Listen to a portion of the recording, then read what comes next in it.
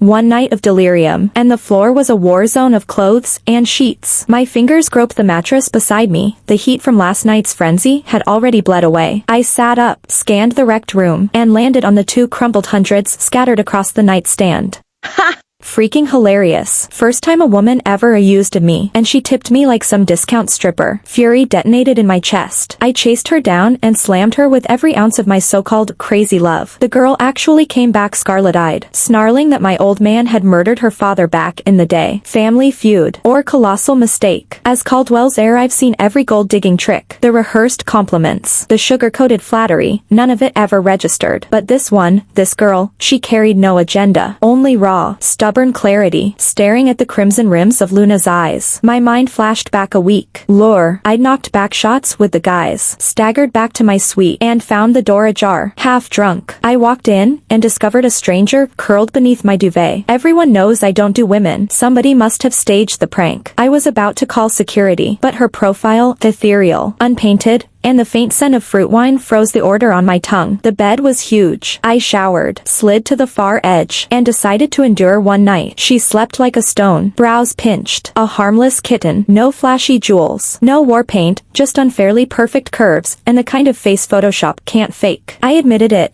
She sparked the first flicker of real interest I'd felt in years. I leaned in to study her lashes, and her lids fluttered half open. Before I could react, she rolled on top of me, palms cupping my jaw, slurring, so hot, then sealed her words with a soft, wine-sweet kiss. The cool, sugary taste detonated the last of my restraint. I flipped her beneath me, pinned her wrists above her head. My voice came out, "Gravels, sweetheart. You started this." What followed was wild, relentless. I lost control completely, her pale skin, the breathy sounds she made. Everything chained me to her. Morning light, and the bed was empty. For no sane reason, a hollow ache punched through me. Then I spotted the 2 wrinkled bills under the water glass. $200 pathetic dollars, like a slap across the face. Me, Adrian, the man who trades skylines in Riverdale for sport, rated a lousy 2-bill tip. I'd been written off as a pay-per-ride boy toy. Rage boiled, threaded with something uglier, rejection. I crushed the money so hard my knuckles blanched. Woman, you're good. Pray I don't find you. I yanked the duvet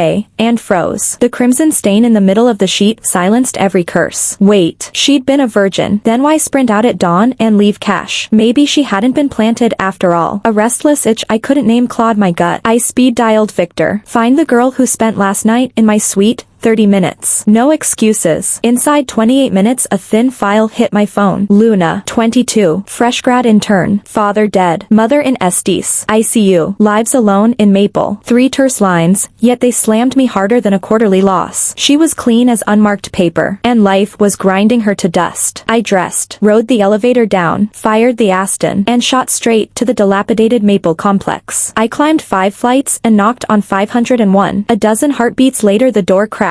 Luna stood in baggy cotton pajamas that made her look 17. Her pupils blew wide. She tried to slam the door, tiny as she was. I wedged my shoe, eased inside, and closed the world out. The shoebox apartment was pin neat, stubbornly bright, just like her. Memory loss? I lounged on the sofa, voice lazy, eyes locked on her panicked face. I was drunk, she stammered. I didn't know it was your room. I'm sorry. I flicked the 2 creased hundreds onto the coffee table. Care to explain these? Crimson flooded her cheeks. That was literally every dollar on me. I didn't mean to insult you. And it was my first time. I won't cling. I swear. No responsibility needed. Cute. I rose, boxed her against the wall, palms caging her shoulders. The scent of bargain detergent shot straight to my brain and detonated a need to possess. Nobody takes Adrian's first anything for free. How exactly will you pay me back? Cornered, she whispered. Tell me what you want. Pack. You're coming with me. Details later. Don't bother refusing. I found you in under an hour. Imagine what else I can do. I knew the threat was savage, but logic had left the building. The idea of her vanishing, of some thug in Maple touching her, of a boyfriend comforting her, every scene stabbed. I needed her locked in my sky where I could see her every second. Before she could bolt, I'd snapped up her scruffy suitcase, escorted her downstairs, and folded her into the coupe. Tires screamed toward the Caldwell estate. Only after we rolled through the gate did Luna realize the cage was real. She lunged for the front door. I hooked her waist and dumped her back onto the leather sofa. Leaving so soon, I leaned over her. Inside my house, exile is a foreign word. First lesson, Figure out how you'll own up to stealing my virtue. Please, I have work. And my mom's at Estes, she blurted. Tears finally spilling. I can't stay here. Her mother, her tears. The ache in my chest swelled. I'd already wired the medical bills through Victor, news I'd withheld. I squared your shift and paid Vance's balance, I said. Voice softer, stay. And every future invoice is on me. Your mom gets the best care money buys. She went still, teardrops suspended. Why would you do that? Because from now on you're my woman. The declaration left my lips before I could filter it. Love, too soon. Obsession, too mild. But I have a boyfriend, she protested. Not married. Kick him to the curb. You gave me your first. Any guy with self-respect would bail anyway. Still, no debates. End of discussion. My glare slammed the brakes on her sentence. She bit her lip, trapping every argument behind it. Seeing her fold gives me a twisted kind of satisfaction. I'm possessive, sure, but I never shortchange what's mine. For the next few days, I send the chauffeur for her commute and cook every meal myself. Her suitcase is pitifully empty, so I have my PA buy out the whole mall, shoes, bags, the works. No matter how late the meetings run, I race back to the Caldwell estate just to sit beside her while I work. The sight of her is the only calm I know. Still, she keeps me at arm's length, speaking only when she has to. The distance gnaws at me. I can't help myself. I haul her against me again and again, kissing her like I want to crawl inside her skin and own every breath she takes. Tonight, I'm halfway through a quarterly report when Luna's phone lights up with Jason. The name darkens my vision. I'd told Victor to run a file on him, some small-time do-gooder sniffing after her, but the intel was thin and I'd brushed it off. Now he's calling her. Luna reaches to decline. I snatch it first. Luna, you finally picked up. Where have you been? I've tried everything. Yesterday some collectors showed up at Estes looking for Vance. Don't worry, I handled them. I've got you, okay? Luna, are you there? Hello? I end the call and toss the phone. Luna's shoulders sag in relief. Jason's words ignite a cold fury and a flicker of real fear. Her debt is now my rope around her neck. But Jason just handed her a pair of scissors. I drag her to me so hard her ribs creak. From now on you lean on me. Only me. Nobody else gets to play hero. Understand? Truth. I'm terrified she'll run straight into his arms. I can't stomach the thought of another man touching her, even looking at her. Every inch of her, mine. The call erases her worry about Vance's bills. Yet she's still sunk in gloom. Second night. I'm locking the Caldwell office when Victor's voice cracks over the line. Boss. Luna's been taken. My heart detonates. GPS. Now. Minutes later Victor texts, Lure, 6th floor VIP wing. I sprint to the garage, blasting through red lights. If I'm late, don't think. Just move. The elevator at Lure is crawling, so I take the stairs 6 at a time. 6th floor stretches ahead. Dozens of doors. I kick every one. 10th door. A scream slices the corridor. No, stop. I splinter the lock. Luna's tied to the bed. Skin flushed. Pupils blown. A bloated stranger rips at her dress. You're dead. I cave his chest in with one kick and keep swinging until he's unconscious. I cut her free. Wrap her in my coat. Crush her to me. I'm here. You're safe. Her skin burns. She's drugged. I carry her to the car planning Estes. But her hands are already under my shirt. So hot. She whispers. Voice syrupy. I grit my teeth. Hold on, baby. Almost there. She drags me into the back seat, legs locking around my waist. Please. No hospital on earth could restrain her now. I pin her wrists above her head. Tell me who I am. A flicker of focus. Adrian, help me. That plea snaps the last thread. I slam the door and take her right there. Leather seats slick with sweat and desperation. Adrian, the drug's gone. Please stop. It's not gone until I say it is. Seriously, I can't. Still not enough.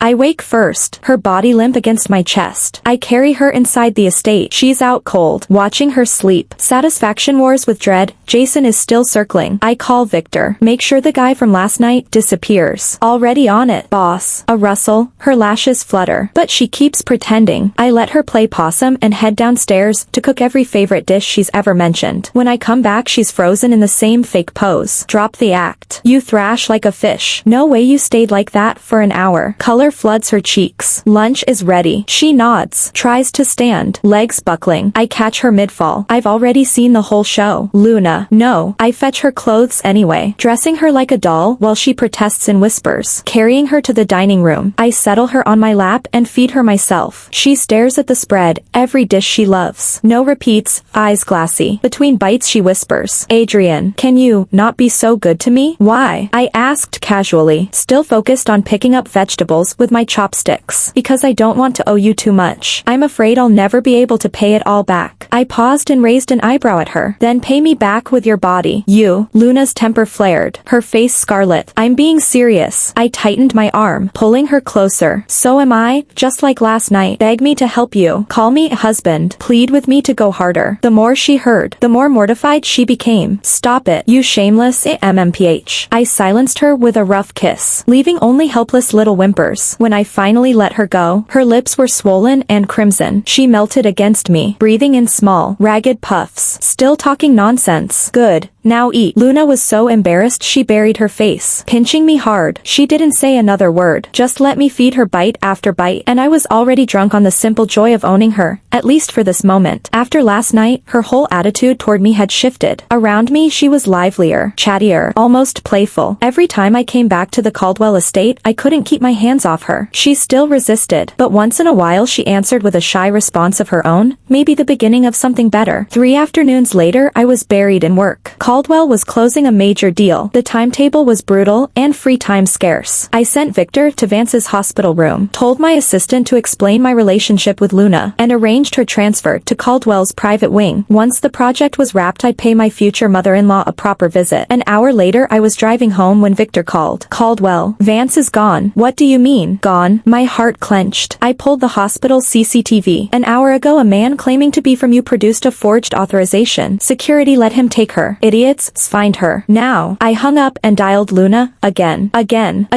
No answer. A bad feeling crawled up my spine and I floored the accelerator. I burst through the front door and found Luna crouched on the floor, sobbing. I rushed over. Luna, what happened? She lifted her face. Tears streamed down, but her eyes blazed with pure hatred. She shoved her phone at me, voice cracking. Adrian, is this true?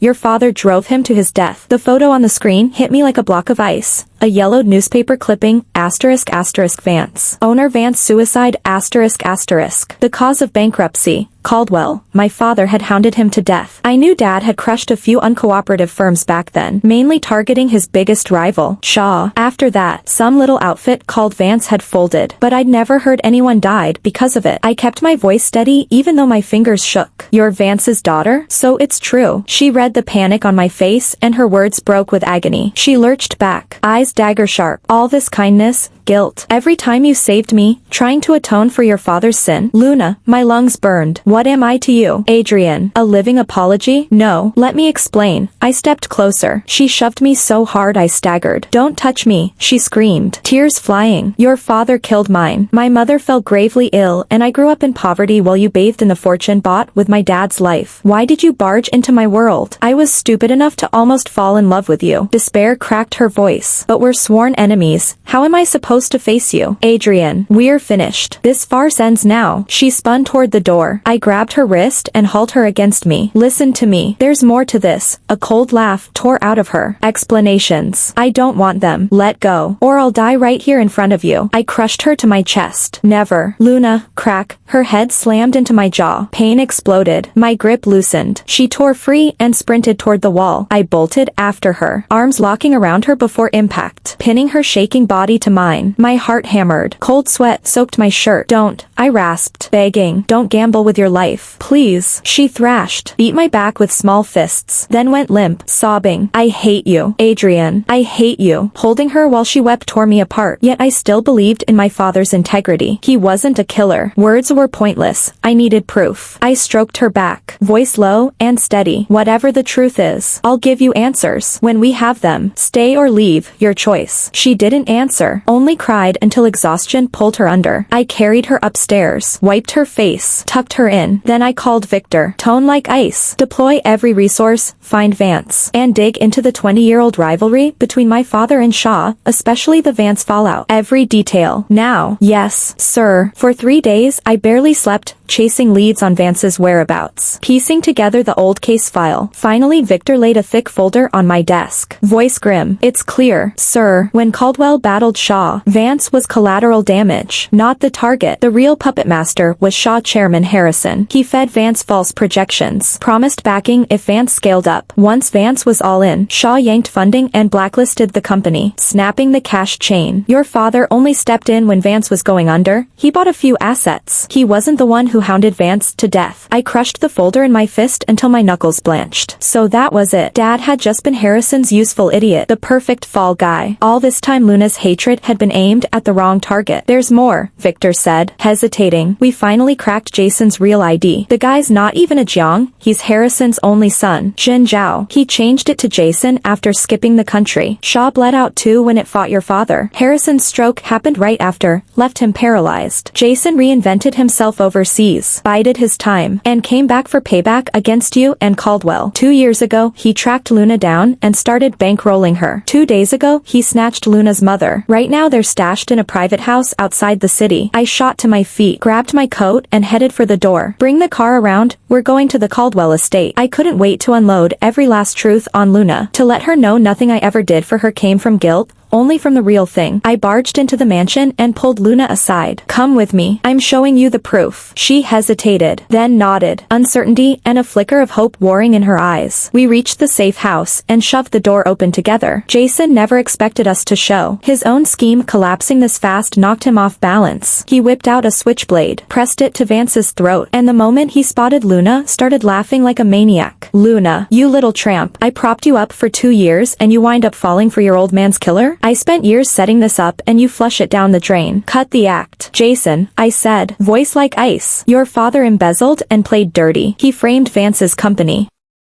You've known the truth all along and still used Luna and her mom to get at me, planning to keep conning her? Jason's face drained of color. You're lying. Tell yourself whatever helps you sleep. I tossed Victor's file at his feet. Signed confessions of your dad's crimes. Your whole revenge playbook. The roofie you slipped Luna. The kidnapping, every page is documented. Luna and Vance stared, stunned. Jason leafed through the papers. Complexion pasty. Eyes hollow. So close. Just a hair away and his eyes went bloodshot. Fine. She'll still hate you when I'm done. He leveled the blade at Vance and snarled at me. You want her saved. Trade your life. Say no and she dies right now. Boy, don't listen to this psycho. I was a blind old fool. Let him play me. No way I let you die for me. Vance barked. You then dropped dead. Jason lost it and raised the knife to stab. I lunged before the blade could fall. He had no choice but to fight me hand to hand. The security team I'd stationed smashed in. The tables turned instantly. Jason was kicked to the floor and pinned. I finally let out a breath and dropped onto my backside, glancing at the slashes on my arm and thigh. A shiver of dread ran through me. Damn, that was almost the end. Luna sprinted over and hugged her mother. Mom, are you hurt? I'm fine, sweetheart. Thanks to Adrian, Vance said, patting her hand, gratitude shining in her eyes. Luna exhaled in relief. Then she noticed the blood on the tiles, tracing the trail. She saw it was mine. She rushed to me, panic cracking her voice. Adrian, you're bleeding. We have to get you to Estes now. She tried to haul me up, but an idea struck and I stayed put, brushing her hair with light fingers. I shook my head, frowned deep. No point. It's useless. Her face crumpled. What do you mean useless? No, this can't be real. Tears streaked her cheeks. Come on, doctors can fix this. I'll call 911. I snatched her phone. Save the trouble. We'd only waste the trip. The words were barely out when she slapped a hand over her mouth, collapsed against me, and broke down. Her shoulders shook with sobs. It's my fault. Adrian, I'm sorry. So sorry. She kept apologizing for sins real and imagined. I swallowed the throb from my leg and curved a faint smile. I've heard enough apologies. She froze, cupped my face with wet hands, hiccuping. Then tell me what you want. Anything. I'll do it. I locked onto her gaze, voice low but sure. Say you love me. A tremor ran through her. Tears glittered on her lashes, yet she answered without blinking. I love you. Adrian, I've loved you for the longest time. Those words detonated inside my chest, melting every last defense. I tipped her chin up, greedy for more. Call me husband. Her face exploded crimson, tears still falling. She bit her lip and whispered, husband. Didn't catch that. She flung her arms around me, breath hot against my ear, voice syrupy. Husband, husband, husband. Every syllable sent electricity down my spine. I hugged her close. Promise me, no one else. Ever. She clung tighter, crying and laughing at once. Never. Only you. Always you. My whole life. I stroked her back. All right. Message received. Now can we please hit the hospital? I'm dying here. She jerked upright, eyes saucer wide, tears dangling. What did you say? I said now that I know. Let's get going. I'm about to pass out from pain. Lord, you kids. kids. Vance chuckled off to the side. I'm getting old. Luna caught the smirk I couldn't hide. Heard her mother's tease. And her face went scarlet. Adrian, she punched my chest. More nudge than blow. You jerk. I thought you were really fading and you prank me. Jerk, absolute jerk. She dissolved into fresh tears, pounding between sobs. Before I could speak, she framed my face with both hands and crushed her mouth to mine. She kissed me like no one else existed, pouring every shard of fear, regret, and hunger into it, fierce, consuming. I froze half a heartbeat, then kissed her back just as hard. At last, every part of her was mine.